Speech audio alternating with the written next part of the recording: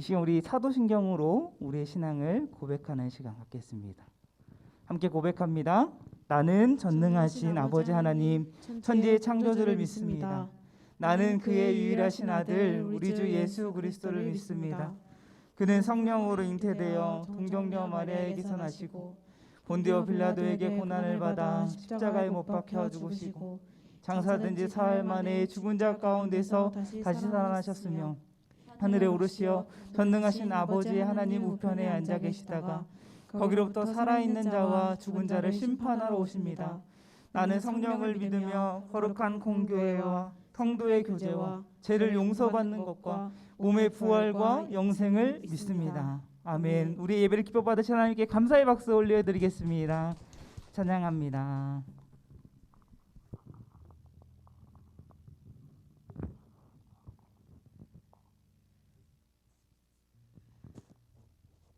화평 고등부 예배에 오신 여러분을 환영합니다. 다 같이 주를 경배하며 나아가겠습니다.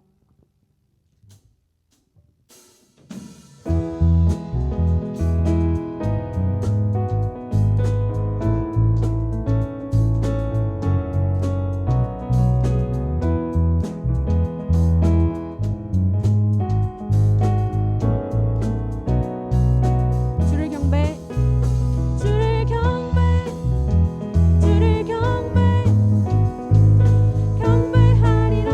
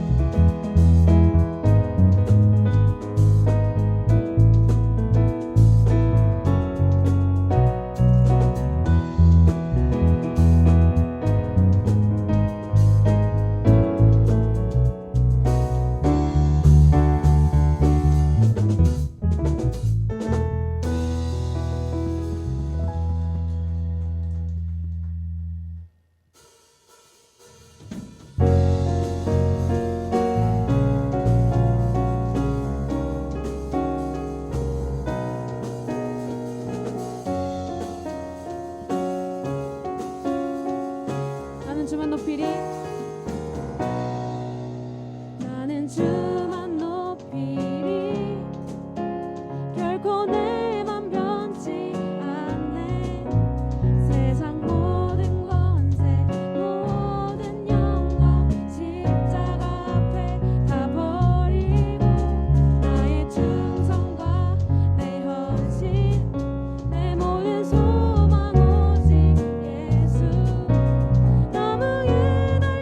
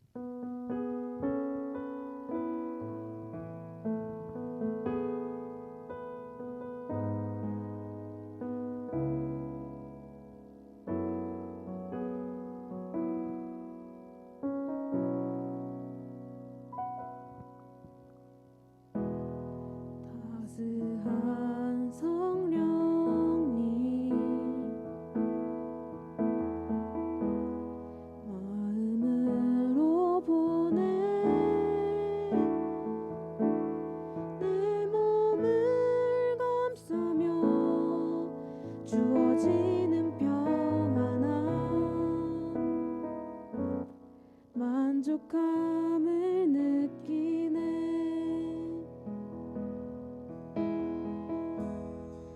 따스한 성령님, 따스한 성령님,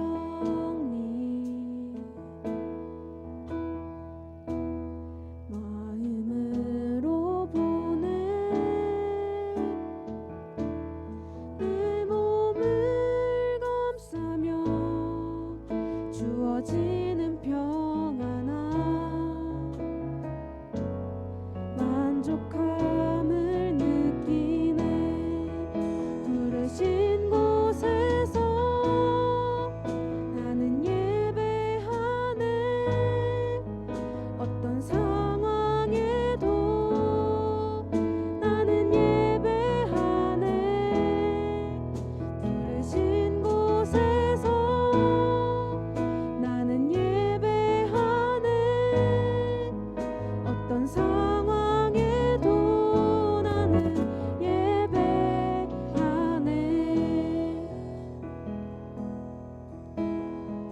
사랑과 진리의 사랑과 진리의 한 줄기 빛 보내 내 몸을 감싸며 주어지는 평안함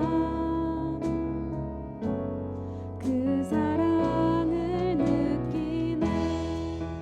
부르신 곳에서 나는 예배하네.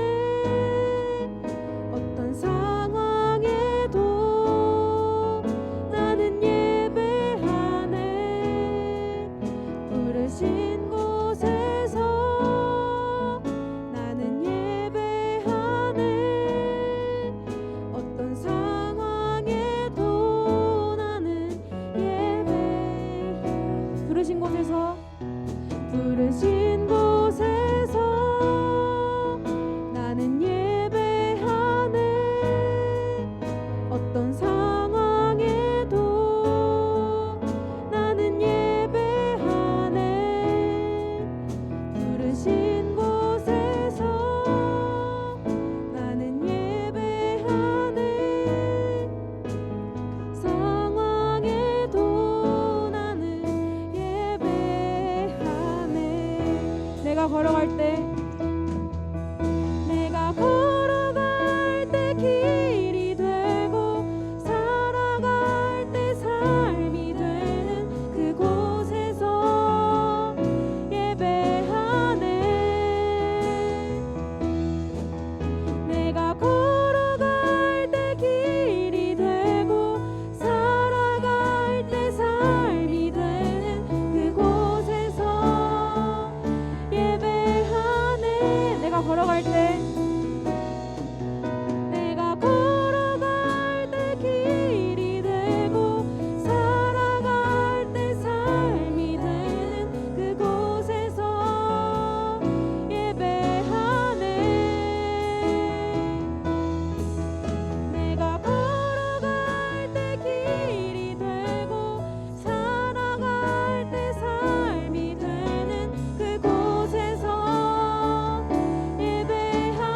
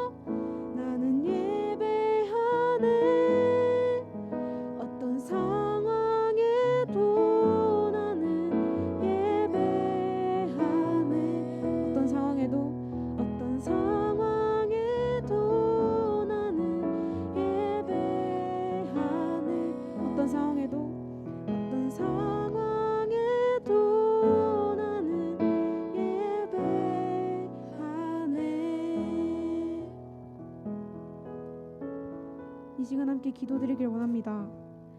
하나님을 예배하기 위해 모인 이 시간, 우리의 예배를 받으시기에 합당하신 하나님만 높여드리고 예배하는 시간 될 수 있게 해달라고, 또 말씀을 전하시는 목사님을 위해서, 말씀을 듣는 우리 자신을 위해서 함께 기도하며 나아가길 원합니다. 함께 기도하겠습니다.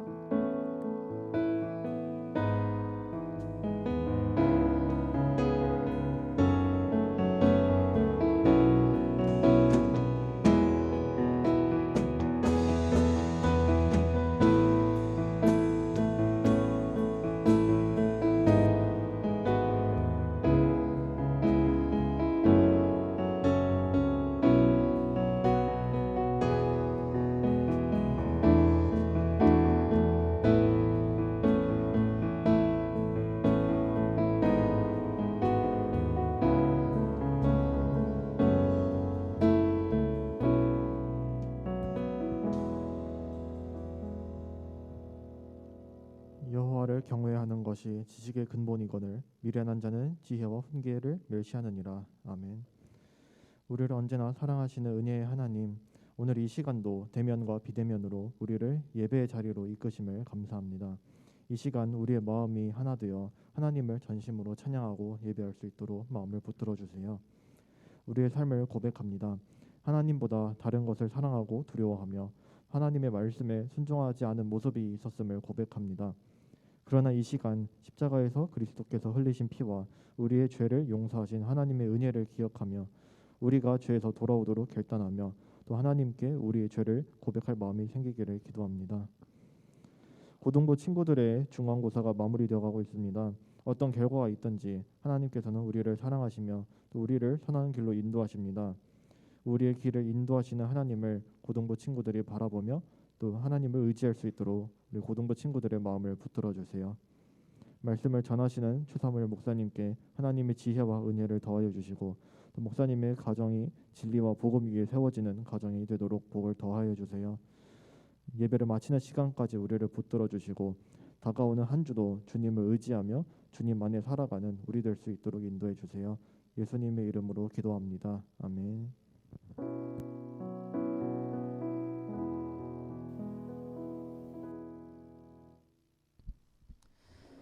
네, 이 시간 우리 함께 찬양하면서 우리 하나님 앞에 예물 드리는 시간 갖도록 하겠습니다.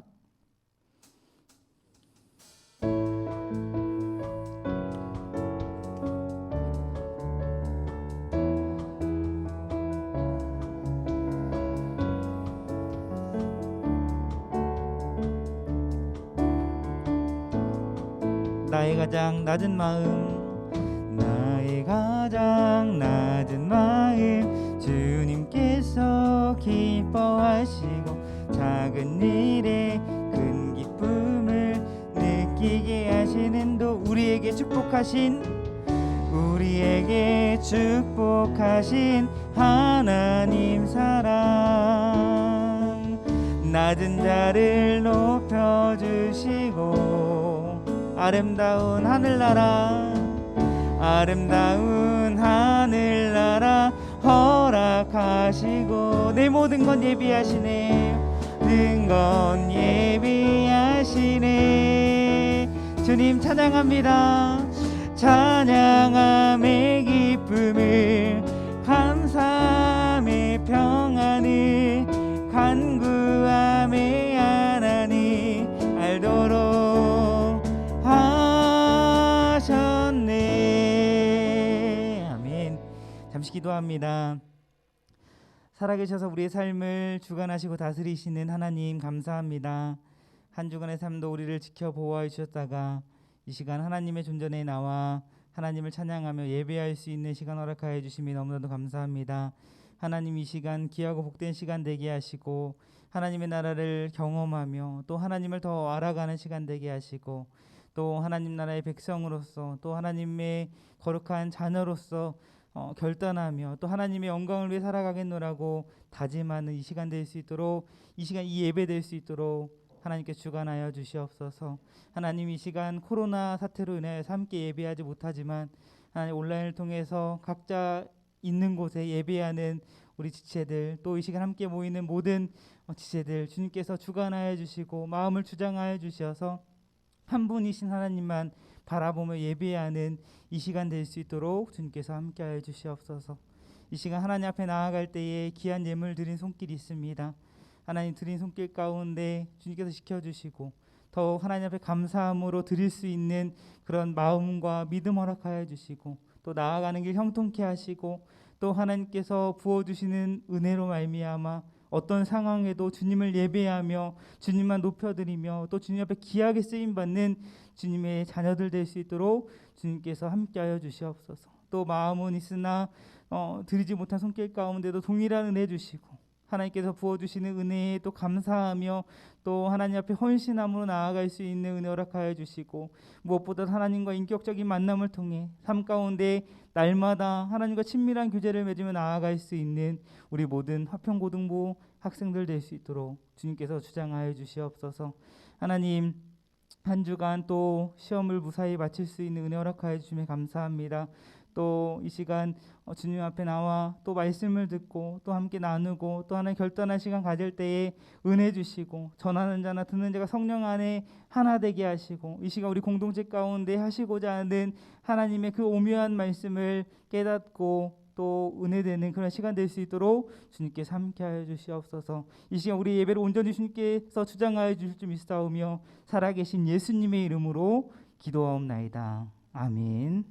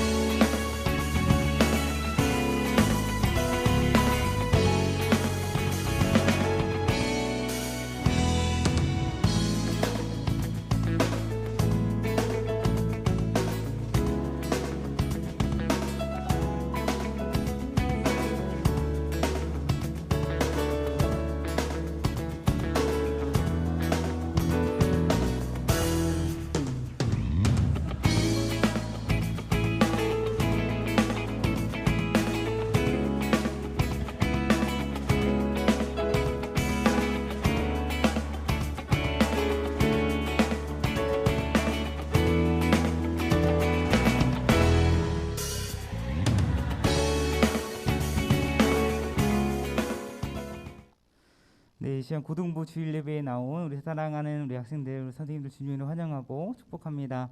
먼저 우리 온라인을 통해서 또 현장에서 우리 함께 예배하고 있는 우리 서로 함께 축복해 볼까요? 우리 사랑합니다, 축복합니다. 좀 닭살 돋지만 사랑합니다, 축복합니다. 주의 안에서 주님 안에 사랑합니다, 축복합니다. 함께 축복하겠습니다. 네, 감사합니다. 오늘 이렇게 2학년 학생들이 함께 나와서 우리 예배하고 있는데 또 온라인을 통해서 또 예배하고 있는 우리 고등부 학생들 하나님께서 찾아가 주시고 만나 주셔서 이 시간 하나님의 그 놀라운 은혜와 사랑을 경험하는 시간 되기를 축복합니다. 우리 화평고등부는 정부 방침에 따라서 20% 한해 예배를 드리고 있습니다. 그래서 1부, 2부 예배 드리고 있고 오늘은 이제 2학년, 다음 주는 이제 이따가 광고하겠지만 한가족 예배, 그 다음 주는 이제 1학년 이렇게 예배가 진행이 됩니다. 착오 없길 바라고 학년별로 예배할 때에 많은 우리 학생들이 현장에 나와서 예배할 수 있었으면 좋겠습니다. 오늘은 다음 세대 주일이고 다음 주일은 이제 한가족 예배로 드립니다. 한가족 예배를 경험해본 우리 친구들은 다 알겠지만 우리 교회학교 부서 예배가 따로 없고 우리 작년 어른들과 모든 부서 교회학교 우리 학생들 어린이들이 함께 모여서 예배합니다. 기본적으로 이제 본당에 모여서 예배하는데 좌석수가 이제 넉넉지 않아서 이제 현장에 와도 이제 만약에 본당이 꽉 차게 되면 뭐 각 부서실을 통해서 이제 영상으로 예배하게 될 텐데 어쨌든 우리 선생님들 통해서 다시 한번 공지를 하고 그래서 다음 주는 학년별로 구분은 없습니다. 구분은 없고 부모님과 함께 잘 논의해서 현장에서 예배할 수 있는 친구들은 현장에 나와서 예배할 수 있었으면 좋겠고 우리 고등부는 10시, 12시 예배가 있잖아요. 근데 작년 예배, 어른들 예배는 8시부터 10시, 12시 예배 이렇게 3번에 걸쳐서 있습니다. 그래서 여러분들이 가족들과 함께 다음 주에는 한가족 모여서 또 예배하고 또 나눔 키트 같은 것도 이제 나눠줄 예정이에요. 그래서 여러분들이 그거 가지고 가족들과 모처럼 또 말씀도 나누고 또 그런 시간을 가졌으면 좋겠습니다. 또 그리고 저희 본당에 가면 이제 포토존이라고 해서 만들어 놓은 게 있어요. 여러분들 뭐 코로나라서 사실 이제 그 전에 이제 한가족 예배할 때는 뭐 부스도 만들고 뭐 체험도 하고 뭐 이런 시간도 있었다고 하는데 그게 어려워서 그냥 간단하게 추억할 수 있는 사진 한 장 정도 이렇게 찍을 수 있도록 포토존을 마련해 놨으니까요. 여러분들도 꼭 가서 우리 친구들과 함께 사진 찍었으면 좋겠고 또 마스크는 벗으면 안 돼요. 네. 이제 또 우리 공무원분들도 또 나오시고 이렇게 또 하니까 여러분들이 방침에 잘 따라주시고 저는 그런 추억을 남기는 그런 시간 되었으면 좋겠습니다. 그리고 이제 상반기 훈련을 이제 시작을 해야 되는데 지원자가 없어요. 그래서 이제 고민 중입니다. 그래서 작년에 했던 친구들 해서 그냥 6강부터 10강을 가야 되나 고민을 하다가 한 번 더 우리 1학년 친구들 또 2학년, 3학년 중에 함께 소율이 성경 공부 함께 하고 싶은 친구들 있으면 지원을 해주고 이제 목사님 한 명 한 명씩 컨택을 하고 있는데 이제 이번 주 중에도 제가 한번 연락을 하도록 하겠습니다. 반별 모임 예배 후에 진행이 되고 또 이제 문자로 링크된 그 설문조사 5월 3일까지 이제 설문조사가 진행이 됩니다. 그래서 뭐 공식적으로 이렇게 광고를 하진 않지만 그 문자를 통해서 받은 우리 친구들은 그 설문조사 링크를 통해서 이제 설문조사에 좀 참여할 수 있었으면 좋겠습니다. 네, 오늘 하나님 말씀 보도록 하겠습니다. 오늘 말씀은 잠언 1장 1절에서 7절 말씀. 잠언 1장 1절에서 7절 제가 봉독해 드립니다. 잠언 1장 1절입니다. 다윗의 아들 이스라엘 왕 솔로몬의 잠언이라.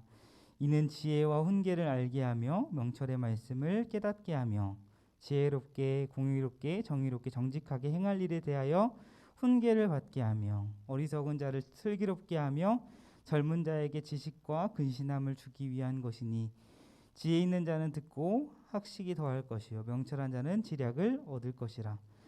잠언과 비유와 지혜 있는 자의 말과 그 오묘한 말을 깨달으리라. 여호와를 경외하는 것이 지식의 근본이거늘 미련한 자는 지혜와 훈계를 멸시하느니라. 아멘. 네, 오늘은 지혜의 뿌리라는 제목으로 하나님의 말씀 함께 나누도록 하겠습니다. 우리가 살다 보면 참 혼자서는 감당하기 힘든 여러 가지 어려운 일들을 만나게 됩니다. 여러분은 인생의 어떤 어려움을 만나게 됐을 때에 누군가에게 조언을 구할 수 있는 사람이 여러분 주변에 있나요? 어떠한 위기를 만났을 때에 이거는 누구에게 조언을 좀 구해야 되겠다 생각나는 그런 사람들이 있습니까? 마치 어떤 기계를 샀을 때 기계를 작동할 수 있는 방법을 몰라서 그 기계의 사용 설명서를 펼쳐보듯이 여러분들에게 어떤 어려움, 인생의 이런 위기를 마주하게 됐을 때에 그 위기를 극복할 수 있는 여러분들에게 도움이 되는 그런 조언을 해줄 그런 사람들이 여러분들에게는 있습니까? 또 그 누군가에게 조언을 구했을 때 여러분들은 그 내 앞에 놓여져 있는 그런 어려움들이 해결되는 것과 같은 그런 느낌을 받은 적이 있습니까? 오늘 말씀의 제목처럼 여러분들과 함께 지혜에 대해서 함께 나누고자 하는데 내 주위에 그런 지혜로운 사람이 있어서 그래서 그 사람에게 조언을 구할 수 있고 또 그 조언을 통해 많은 도움을 받을 수 있다라는 이 사실은 우리에게 너무나도 큰 축복입니다. 목사님도 한번 곰곰이 한번 생각을 해봤어요. 이런 어려움 앞에 과연 내가 누구에게 조언을 구해왔고 그런 어려운 일을 닥쳤을 때 가장 누가 먼저 생각이 나는가. 물론 신앙적으로 기도하며 이렇게 나아가야겠지만 사실 어려운 일을 만나게 됐을 때는 사실 마음이 그렇지 않잖아요. 사람을 바라보게 되고 의지하게 되는데 그러면서도 하나님께서 어떤 사람을 통해서 또 해결책을 깨닫게 하시고 어떠한 지혜를 주시는 경우가 굉장히 많이 있어요. 목사님도 어떤 어려움을 만났을 때 이렇게 생각해 봤을 때 그런 사람들이 몇 명 있더라고요. 상황에 따라서 또 어떠한 문제인지에 따라서 조언을 구할 수 있는 분이 그때그때 다르긴 하지만 어쨌든 조언을 구할 때마다 또 조언을 얻고 또 실질적인 그런 도움을 받았던 기억이 있어서 참 감사하더라고요. 또 드는 생각은 그런 생각을 하면서 목사님도 나 자신도 참 지혜로운 사람이 되어서 누군가 나에게 조언을 해줬을 때 정말 적절한 조언을 해줄 수 있는 그런 지혜로운 사람이 되었으면 참 좋겠다라는 그런 생각이 들었습니다. 여러분들에게 이제 신방을 할 때마다 그런 얘기를 해요. 너 어려운 일 있거나 힘든 일 있을 때 목사님에게 이야기해, 연락해. 목사님 언제든지 연락하면 목사님이 들어줄게 이렇게 얘기를 하지만 참 목사님에게 그런 지혜가 있는가 사실 의문이 들 때가 있어요. 여러분들 힘들 때 어려울 때 목사님이 어떠한 조언을 구할 때 적절한 그런 지혜가 있어서 적절한 조언을 해줄 수 있을까 그런 걱정도 되긴 하지만 뭐 다행인지 모르겠어요. 여러분들이 그렇게 조언을 구하면서 또 어려울 때 목사님을 찾으라 연락하라 했을 때 사실 지금까지 별로 연락한 친구들이 없어서 그렇긴 한데 어쨌든 여러분들에게 참 이 목사님이 지혜로운 사람이 되어서 여러분들이 어떤 어려움을 만나게 됐을 때 이 목사님을 떠올리게 되고 목사님에게 좀 조언을 구할 수 있는 그런 사람이 되었으면 참 좋겠다라는 그러한 생각을 해보게 되었습니다. 우리는 참 지혜로운 삶을 살아가야 합니다. 우리에게 주어진 상황 가운데 복잡한 문제들도 있고 참 우리의 힘으로 감당할 수 없는 그러한 어려움에 직면하게 되는데 그런 어려운 문제들을 우리가 가진 지혜로 하나하나 해결해 나아가야 하는 우리의 삶이기 때문에 우리에게는 너무나도 지혜가 필요합니다. 우리는 그럼 어떻게 지혜로운 삶을 살아갈 수 있을까? 어떻게 지혜를 얻고 그 지혜를 가지고 우리는 어떻게 하나님께 영광을 돌리고 또 다른 사람에게 선한 영향력을 끼칠 수 있을까? 우리는 고민해야 되고 또 오늘 말씀을 통해서 함께 깨닫는 시간 되길 원합니다. 5월과 6월 이제 2달 동안 여러분들과 함께 이제 잠언 말씀을 함께 살펴볼 예정이에요. 청소년 매일 성경 본문에 따라서 이제 여러분들과 함께 잠언의 말씀을 나누기 원하는데 잠언이 무엇입니까? 잠언은 지혜서라고 알려져 있어요. 잠언 안에는 삶 가운데 이러한 필요한 지혜의 말씀들이 많이 담겨져 있기 때문에 우리는 잠언을 가리켜서 지혜서다라고 이렇게 이야기를 합니다. 먼저 이 잠언의 뜻이 무엇인지 여러분들과 함께 나누기 원하는데 이 잠언의 뜻이 무엇인가? 영어로는 프로버브라고 되어 있는데 이 뜻이 무엇인가요? 혹시 아는 친구 있나요? 잠언 말고 이 단어의 뜻이 무엇인지 알고 있어요? 네, 속담이라는 뜻을 가지고 있습니다. 속담이 무엇입니까?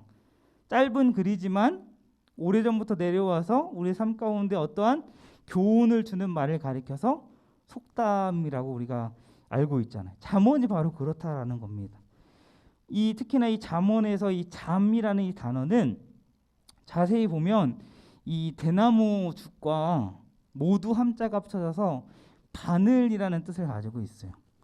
이때 이 대나무로 이제 바늘을 이제 만들어서 사용했다고 합니다. 근데 여러분 바늘이 언제 사용하나요? 바늘?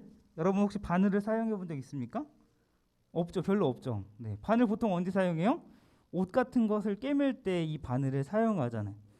우리 옷이 낡아져서 해지거나 구멍이 났을 때 바늘로 꿰매는 것처럼 인생에도 그런 잘못된 것을 고쳐 잡는 바늘이 필요하다 해서 이 바늘 잠자가 바늘이라는 이 뜻뿐만 아니라 경계하다 또 훈계하다라는 그러한 의미가 생겨나게 되었습니다. 그래서 잠언이라는 말은 그 단어 그대로 보면 경계하는 말, 훈계하는 말이라고 할 수 있고 표준 국어 대사전에서도 가르쳐서 훈계하는 말이다라고 이렇게 정의를 내리게 됩니다. 잠언에는 이 세상에서 살아갈 때에 참 필요한 그러한 지혜들이 담겨져 있고 또 항상 명심하고 지켜야 할 여러 가지 지혜들을 소개하고 있습니다. 목사님의 구약학 이제 은사이기도 하신데 김정우 교수님은 이 잠언에 대해서 이렇게 정의를 합니다. 한번 보면 하나의 명사로서 잠언은 그 어느 누구도 쉽게 정의할 수 없겠지만 짧고 의미심장하며 설득력이 있고 가르치기 쉬우며 때로는 예리하게 꾸짖고 확실하게 확증하며 마음속에 깊이 새겨주는 말씀으로 볼 수 있을 것이다. 이어서 보면 좀 더 넓은 관점에서 본다면 잠언이란 보편적인 진리를 다양한 삶의 정황 속에 가장 적절하게 적용시킬 수 있는 모범과 모델로 정의할 수 있을 것이다. 성경을 그저 우리는 어떻게 생각합니까? 그저 오래전의 말씀, 오래전에 기록된 말씀. 그래서 흔히 나의 삶과는 그렇게 상관이 없는 그러한 거리가 먼 말씀으로 느끼기 쉬운데 그렇지 않다라는 거예요. 특히나 잠언의 말씀은 보편적인 진리, 변함이 없는 일반적인 진리를 담고 있는데 그러면서도 우리의 다양한 삶의 정황 속에 가장 적절하게 적용시킬 수 있는 모범이다, 모델이 된다라고 이 교수님은 이렇게 정의를 내리더라고요. 이렇게 잠언의 말씀은 우리가 살아가는 데 필요한 지혜를 담고 있어요. 실질적으로 우리의 다양한 삶에 적절한 기준이 된다라는 것입니다. 이 사실을 여러분들이 잠언의 말씀을 대할 때에 함께 느낄 수 있었으면 좋겠어요. 잠언의 말씀을 통해서 그 잠언의 말씀 가운데 담겨 있는 그 지혜, 과연 지혜가 무엇인가? 그리고 우리가 어떻게 지혜롭게 살 수 있는가?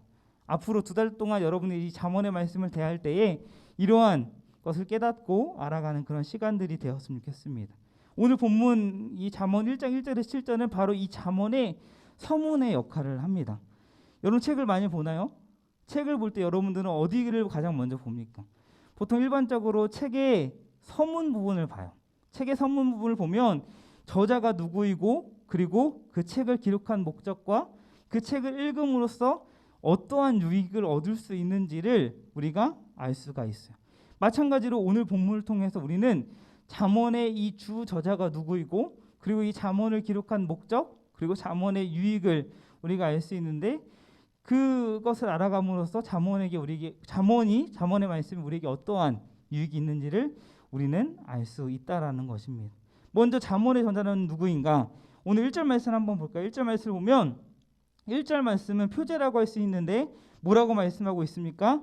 다윗의 아들 이스라엘 왕 솔로몬의 잠언이다라고 이렇게 말씀합니다. 잠언의 저자가 누구라고요? 우리가 너무나도 잘 알고 있는 솔로몬이라는 거예요. 솔로몬의 잠언이다라고 이렇게 기록하고 있습니다. 이 솔로몬의 잠언이다라는 말은 잠언에도 2번 더 오늘 이 1장 1절뿐만 아니라 2번 더 나오게 되는데 그래서 전통적으로 잠언의 저자를 우리는 솔로몬이라고 이렇게 생각해 왔습니다. 그런데 요즘엔 단순히 잠언의 저자를 솔로몬이다라고 이렇게 단정 짓지 않아요. 왜 그렇습니까? 잠언 안에는 이 솔로몬 말고도 다른 사람의 잠언이 기록되어 있기 때문이에요.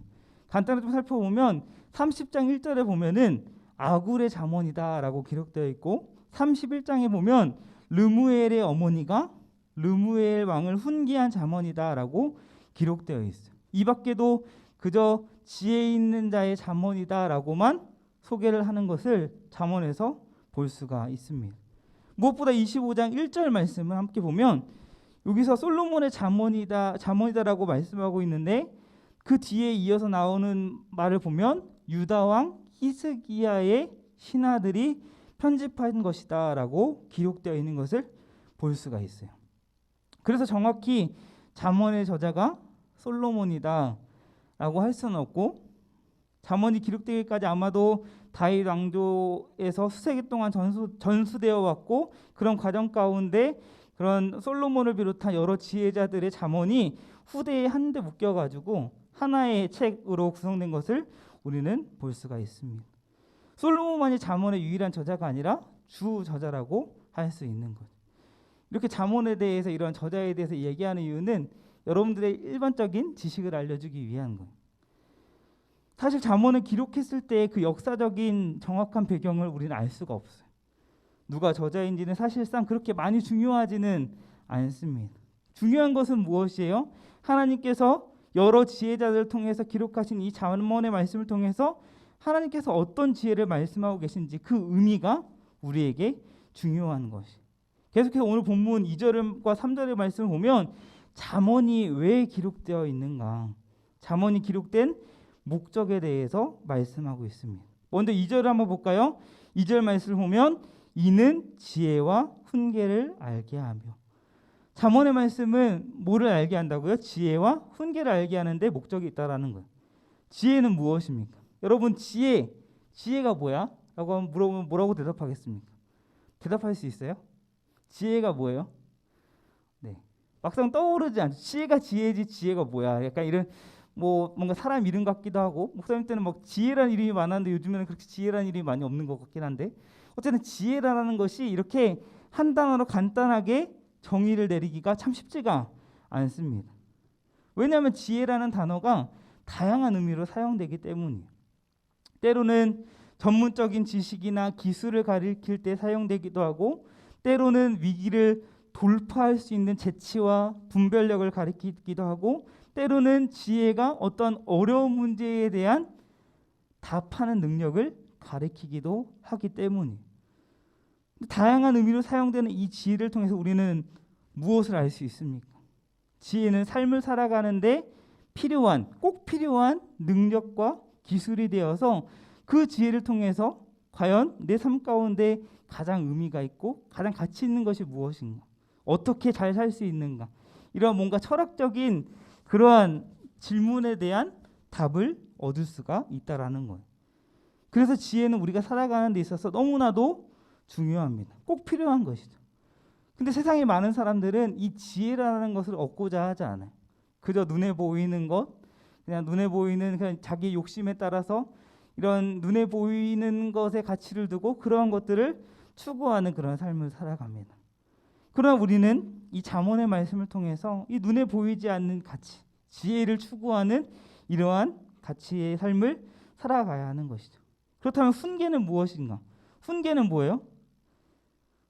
훈계는 징계를 의미합니다.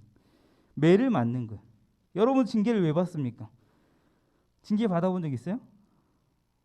네.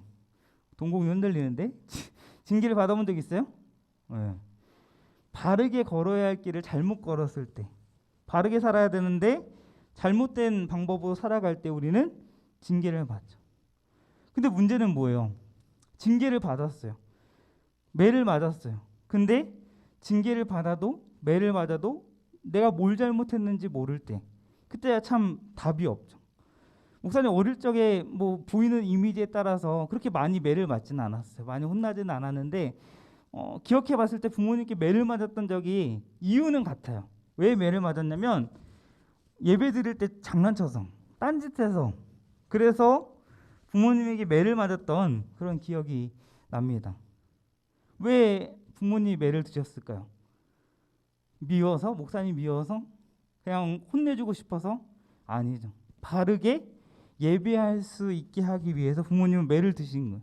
근데 만약에 목사님이 부모님이 왜 매를 드셨고 왜 이런 징계를 내리셨는지 몰라. 그래서 반복적으로 계속 예배 때 장난치고 딴짓하고 막 이런다라고 하면 어떨까요?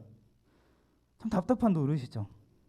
마찬가지로 이렇게 매를 맞았는데, 징계를 받았는데 이게 모른다라는 것은 참 많은 문제다라는 거예요. 그 징계를 왜 받았는지, 왜 매를 받았는지 알게 하기 위해서, 때론 잘못된 방향으로 갔을 때 그 징계를 통해서 다시 돌아오게 하기 위해서 그렇게 매를 맞는 건데, 그 징계를 왜 맞는지를 알게 하기 위해서 우리에게 지혜가 필요하고, 그 지혜를 얻게 하기 위해서 이 잠언의 말씀이 기록되었다라는 거예요. 잠언의 목적이 그렇다라는 겁니다. 왜 훈계를 받는지, 무엇이 잘못됐는지 알게 하기 위한 그런 목적이 있다라는 거예요. 그런 훈계를 통해서 올바른 성품을 갖게 되고 바른 인격을 형성하는 데 목적이 있다라는 거예요. 또 명철의 말씀을 깨닫게 한다. 여기서 명철은 분별할 수 있는 분별력을 가리켜요. 어떠한 핵심을 간파해내는 능력을 의미합니다. 분별력을 주는 말씀을 깨닫게 한다라는 거예요. 이 잠언의 말씀을 통해서 그 말씀의 핵심을 간파할 수 있게 된다라는 것입니다. 또 3절 말씀을 보면 3절 말씀에 뭐라고 되어 있어요? 지혜롭게, 공의롭게, 정의롭게, 정직하게 행할 일에 대하여 훈계를 받게 하며, 마치 스승이 제자에게 지혜롭게, 공의롭게, 정의롭게, 정직하게 행할 수 있도록 훈계하듯이 잠언의 말씀도 그렇다라는 거예요. 여러분도 훈계를 받을 때 어떻습니까? 기분이 좋지 않죠. 별로 기분이 좋지 않아요. 훈계를 받을 때 좋아하는 사람이 어디 있겠어요? 그렇죠? 그래서 잠언의 말씀을 통해 훈계를 받고, 그래서 지혜롭게 되고 공의롭게, 정의롭게, 정직하게 행하는 삶을 살 수 있다라는 그 사실을 여러분들은 기억하길 바라요. 훈계받는 일에 거부감을 갖지 않길 바랍니다. 하나님의 말씀, 이 지혜의 말씀이 잠언을 통해서 훈계받기를 즐거워하는 여러분들이 되길 바랍니다. 그럴 때 지혜보다는 다른 어떤 세상적인 것을 추구하고 불의한 세상, 거짓이 가득한 이 세상 가운데 우리는 지혜롭게, 이렇게 공의롭게, 정의롭게, 정직하게 그런 행하는 삶을 살게 될 줄 믿습니다. 그러한 삶이 하나님께 인정받는 사람이고 또 다른 사람에게 인정받는 그러한 인생인 것이. 또한 잠언이 우리에게 주는 유익도 있습니다. 4절 말씀을 보니까 어리석은 자를 슬기롭게 하고 젊은 자에게 지식과 근신함을 주기 위한 것이다. 어리석다라는 것은 무엇입니까? 어리숙하고 미숙한 그런 사람입니다. 그런 사람들을 슬기롭게 하는 그러한 유익이 있대요. 또 젊은 자에게 지식과 근신함을 주기 위한 것이라고 되어 있는데 여기서의 근신은 명철과 앞에서 나온 명철과 비슷해요. 분별력을 뜻하는데 특별히 잠언에서의 근신은 어떤 실천적인 계획을 세울 수 있는 능력을 나타낸다고 합니다. 젊었을 때부터 이렇게 잠언의 말씀을 가까이 하는 사람이 이 젊은 자가 잠언의 말씀을 통해서 실천적인 계획을 세울 수 있는 능력을 얻을 수 있다라는 거예요. 또 이렇게 어리석은 자, 젊은 자들이 잠언을 통해서 받는 유익일 뿐만 아니라 5절 말씀을 한번 보면 5절 말씀을 보면 지혜 있는 자, 또 명철한 자가 얻을 수 있는 유익도 있음을 우리는 알 수가 있습니다. 지혜 있는 자는 학식이 더해지고 명철한 자는 지략을 얻을 것이다 라고 이렇게 말씀을 합니다. 또 6절의 말씀을 보면 잠언과 비유와 지혜 있는 자의 말과 그 오묘한 말을 깨달을 것이다 라고 이렇게 말씀을 해요. 어떠한 수수께끼, 쉽게 이해할 수 없는 그 말을 이해할 수 있는 그러한 지혜를 준다라는 것이. 잠언이 비록 어떤 사람의 삶의 깨달음으로 기록된 그러한 책이지만 하나님의 감동으로 또 기록하는 사람을 하나님께 사용하셔서 그렇게 기록된 하나님의 말씀이기 때문에 어리석은 자든 지혜 있는 자든 이 잠언의 말씀을 대할 때에 그러한 잠언이 그 기록된 목적과 그 유익을 우리가 얻을 수 있다라는 그 사실을 우리는 기억해야 하는 것입니다. 그래서 이 잠언의 말씀 많은 사람 그동안 많은 그리스도인들이 많이들 가까이 했어요. 많이들 묵상하고 때로는 이 잠언의 말씀을 필사하기도 하고 공부할 때마다 한 장씩 읽기도 하고 외우기도 하고 정말 많은 사람들이 찾았던 그런 말씀이기도 한데 계속해서 반복하죠. 이 잠언의 안에는 우리가 삶 가운데 필요한 여러 가지 지혜들이 담겨져 있습니다. 많은 사람들이 잘못된 가치관을 살아가고 점점 더 우리가 살아가는 이 세상이 어떠합니까? 비윤리적인 그런 삶을 세상 속에 우리는 살아가고 있는데 이 잠언의 말씀은 우리가 그런 세상 가운데서도 우리에게 바른 자세를 가르쳐주고 삶의 지혜를 이런 잠언의 말씀을 대하는 자에게 제공해 준다라는 사실. 여러분들이 꼭 기억하길 바랍니다. 배의 키를 잡는 그 항해사가 있어요. 그 항해사가 뱃길을 모르면 어떻게 될까요? 그 배가 산으로 가겠죠. 또 비행기를 조종하는 이 조종사가 그 비행하는 그 하늘길을 모른다라고 해봐요. 어떻게 될까요? 비행기가 자기가 가고자 하는 대로 못 가겠죠. 바로 우리가 정말 헤맬 수밖에 없는 우리 인생인데 이 잠언의 말씀을 통해서 우리가 지혜를 얻고 그러한 올바른 길, 바른 길로 나아갈 수 있는 그러한 지혜를 우리가 얻을 수 있다라는 거예요. 우리가 이 잠언의 말씀을 통해서 그 지혜 그 자체이신 하나님께서 주시는 이러한 지혜를 우리가 얻을 수 있다라고 한다면 우리가 그보다 더 중요한 것이 무엇이 있겠어요? 세상에 많은 사람들은 세상 속에서 지식을 찾고 지혜를 찾으려고 합니다. 근데 얻을 수 있을까요? 얻을 수 없어요. 하나님 없는 곳에서, 물론 하나님 없는 곳이 없겠지만 하나님을 제외한 곳에서 그곳에서 지식을 찾고 지혜를 찾는다라고 하면 찾을 수가 없어요. 세상에서는 발견할 수 없습니다. 왜냐하면은 지혜의 뿌리가 세상에 없기 때문입니다. 무엇보다 오늘 본문은 우리가 삶을 살아가는 데 있어서 너무나도 이 중요한 지혜, 이 지혜의 뿌리, 지혜의 시작이 무엇인지에 대해서 말씀하고 있습니다. 오늘 본문 7절 말씀 우리 함께 읽어볼게요. 함께 우리 7절 읽어보겠습니다. 시작. 여호와를 경외하는 것이 지식의 근본이거늘 미련한 자는 지혜와 훈계를 멸시하느니라. 아멘. 지식의 근본, 지혜의 뿌리, 이것이 무엇입니까? 바로 여호와를 경외하는 것이다 라고 이렇게 말씀하고 있어요. 여호와를 경외한다라는 것은 무엇입니까? 왜 여호와를 경외하는 것이 어떻게 지혜의 뿌리이고 지혜의 시작이라고 할 수 있습니까? 경외라는 말은 두려워하면서 공경한다라는 거예요. 여호와를 경외한다라는 것은 무엇입니까?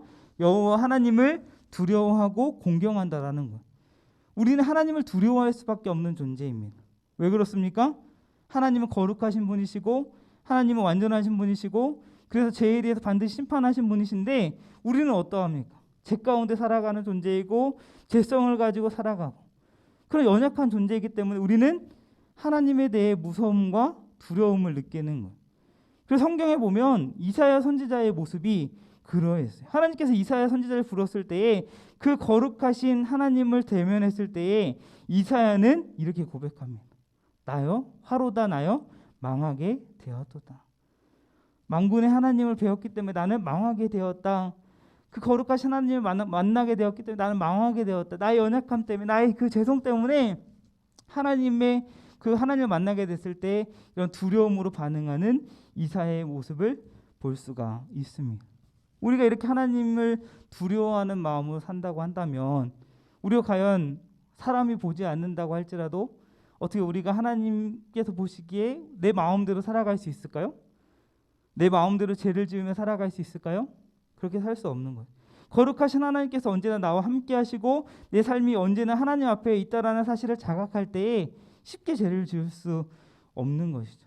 그런데 하나님을 경외한다는 것이 단순히 하나님을 무서워하는 것에서 끝나는 것이 아니라 하나님을 공경하는 것. 공경한다라는 건 무엇입니까? 이제 어버이날도 다가오고 있는데 여러분들 부모님을 공경한다라는 것이 무엇입니까? 그냥 부모님을 보고 부모님 무서워해가지고 막 피하는 것, 그것이 부모님을 공경하는 건가요? 아니잖아요. 부모님 공경하는 것이 무엇입니까? 부모님을 공경하는 것은 부모님과 친밀한 관계 속에서 부모님의 말씀을 잘 듣고 부모님의 마음에 부모님 보시기에 그런 흡족한 삶을 살아가는 것, 그것이 바로 부모님을 공경하는 거잖아요. 마찬가지로 하나님을 공경한다라는 것은 그러한 거예요. 하나님을 경외한다라는 것은 하나님의 마음을 알고 하나님과 친밀한 관계 속에서 하나님과 동행하고 하나님의 말씀에 순종하고 하나님을 기쁘시게 하는 삶을 살아가는 것, 이것이 바로 하나님을 공경하는 것이고 하나님을 경외하는 것이죠. 하나님을 기쁘시게 하는 삶을 살아가는 것이 바로 하나님을 경외하는 자의 삶의 모습인 것이죠. 이 땅 가운데 살아가면서 세상 사람들이 짓는 그런 모습대로 살아가는 것은 하나님을 경외하는 자의 삶의 모습이 아니에요. 때로는 죄를 짓고 때로 연약한 가운데 살아가지만 그럼에도 불구하고 하나님 앞에 나아가 하나님 앞에 죄에 대해서 고백하는 것, 그 하나님을 붙드는 삶을 살아가는 것, 그것이 바로 하나님을 경외하는 삶인 것이죠. 그렇게 하나님을 경외하는 사람을 살 때에 하나님께서는 지혜를 주세요. 어떤 어려움 가운데서도 그 상황을 이겨낼 수 있는 힘을 주세요.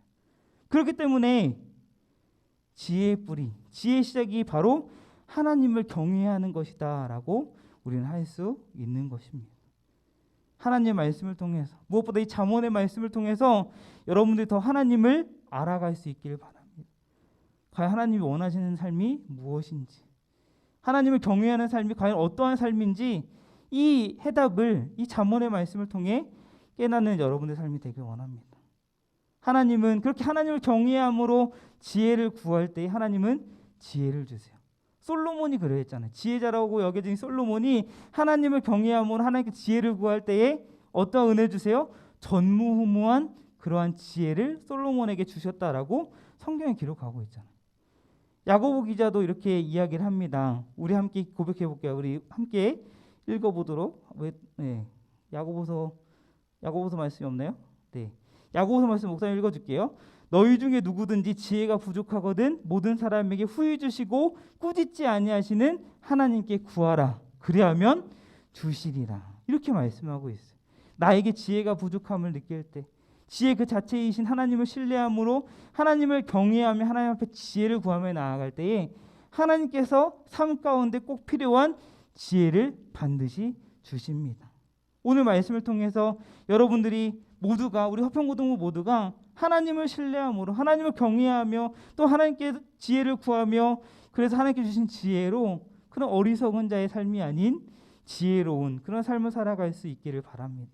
마지막으로 사도 바울이 에베소 교회 성도들에게 권면할 말씀을 나누고 오늘 말씀을 마무리하려고 합니다. 에베소서 5장 15절에서 17절 말씀이 우리 같이 한번 읽어볼게요. 우리 에베소서 5장 15절에서 17절 함께 읽겠습니다. 시작. 그러므로 여러분은 자신의 생활을 늘 살피십시오. 어리석은 자처럼 살지 말고 지혜롭게 행동하십시오.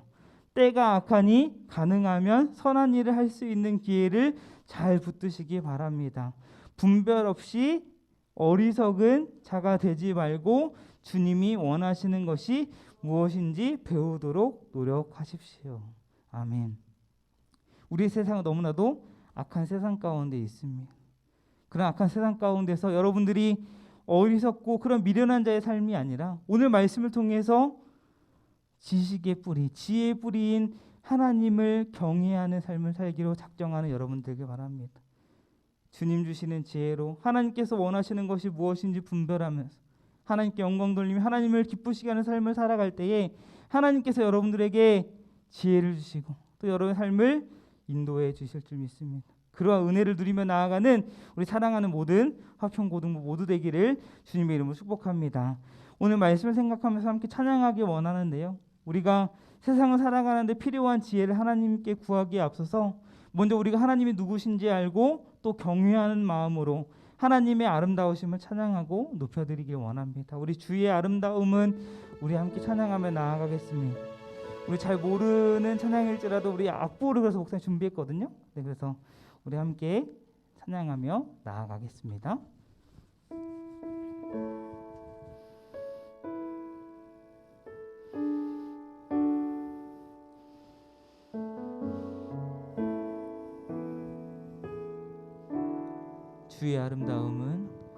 주의 아름다움은 말로다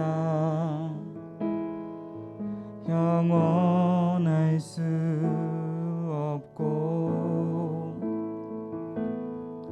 주님의 그 놀라우심은 다 표현할 수가 없네. 누가 그 지혜를 깨닫고 누가 깊은 사랑 증량할까. 보좌에 앉으신 주의 위엄 아름다우신 주님. 내가 주를 경외함으로 주님 앞에 홀로 섭니다. 찬양 받으시기 합당한 거룩하신 주님. 우리 다시 처음부터 고백할까요? 주의 아름다움은 말로다 영원할 수 없고 주님의 그 놀라우심은 다 표현할 수가 없네. 누가 그 지혜를 깨닫고 누가 깊은 사랑 증량할까. 보좌에 앉으신 주의 위엄 아름다우신 주님을 경외합니다. 내가 주를 경외함으로 주님 앞에 홀로 섭니다. 찬양 받으시기 합당한 거룩하신 경외함으로 내가 주를 경외함으로 주님 앞에 홀로 섭니다. 찬양 받으시기 합당한 거룩한 한 번 더 내가 주를 경외함으로 주님 경외하길 원합니다. 주를 경외함으로 주님 앞에 홀로 섭니다. 찬양 받으시기 합당한 거룩하신 주님. 그 무엇보다 세상의 지혜를 우리가 구하기 앞서서 먼저 하나님을 알아가고 하나님을 경외하는 우리 사랑하는 모든 화평고등부 되기를 주님으로 축복합니다. 기도하겠습니다. 하나님 감사합니다. 하나님 어렵고 힘든 이 삶 속에서 그냥 살아가게 내버려 두지 않으시고 또 말씀을 통해서 하나님의 그 지혜를 또 얻고 또 그 지혜로 이 세상을 살아갈 수 있는 힘을 그 분별력을 허락하여 주심이 너무나도 감사합니다. 하나님 다른 것을 추구하고 눈에 보이는 그런 세상적인 것에 추구하기보다 먼저 이 세상에 살아가는데 꼭 필요한 그 지혜를 우리가 소유하며 그 지혜로 담대히 나아가길 원합니다. 하나님 그 지혜의 근본이시며 또 그 지혜의 시작이신 하나님을 완전한 지혜이신 하나님을 더 알아가고 또 하나님을 경외하는 그러한 삶을 살아가길 원합니다. 여전히 죄 가운데 살아가고 있고 여전히 하나님을 의식하지 않는 그런 삶을 살아가고 있다면 이 시간 살아계신 하나님을 경험하고 또 살아계신 하나님을 또 바라볼 수 있는 그 믿음 허락하여 주시어서 앞으로 우리 삶 가운데 오직 하나님 바라보며 하나님을 경외하며 하나님을 의지하며 하나님을 예배하는 그런 삶을 살아낼 수 있는 우리의 삶이 되어줄 수 있도록 주님 역사해 주시옵소서. 하나님 어리석은 삶, 미련한 자의 삶이 아니라 오직 지혜로운 그런 삶을 살아내길 원합니다. 지혜이신 하나님을 닮아 더욱 이 세상 가운데 지혜의 사람으로 또 다른 사람들에게 선한 영향력을 미치며 이 시대에 귀하게 쓰임받는 모든 우리 화평고등부 모두 될 수 있도록 하나님 사용하여 주시고 세워주시옵소서. 이번 한 주 동안 또 하나님께서 우리에게 시간을 주시고 또 우리에게 또한 귀한 사명을 주셔서 그것을 의지하며 또 그것을 붙잡고 나아갈 때에 우리의 힘으로 우리의 능력으로 살아가지 않게 하시고 하나님께서 주신 지혜와 하나님께서 주시는 그 능력으로 담대함으로 살아갈 수 있는 승리하는 한 주 될 수 있도록 우리 모든 화평고등부의 삶 가운데 하나님께 참여해 주시고 하나님께서 인도하여 주시옵소서. 삶 가운데 주님을 더 예배하고 주님을 더 경외하는 그런 모든 화평고등부의 삶이 될 수 있도록 주님께서 믿음으로 붙잡아 주시옵소서. 오늘도 우리 예배를 기뻐 받아주시면 너무나 감사하며 살아계신 예수님의 이름으로 간절히 기도하옵나이다. 아멘.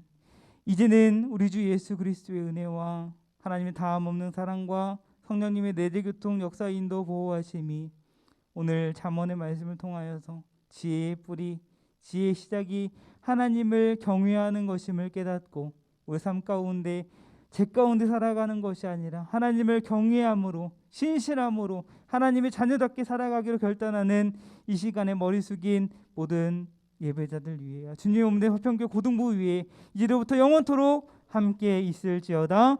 아멘.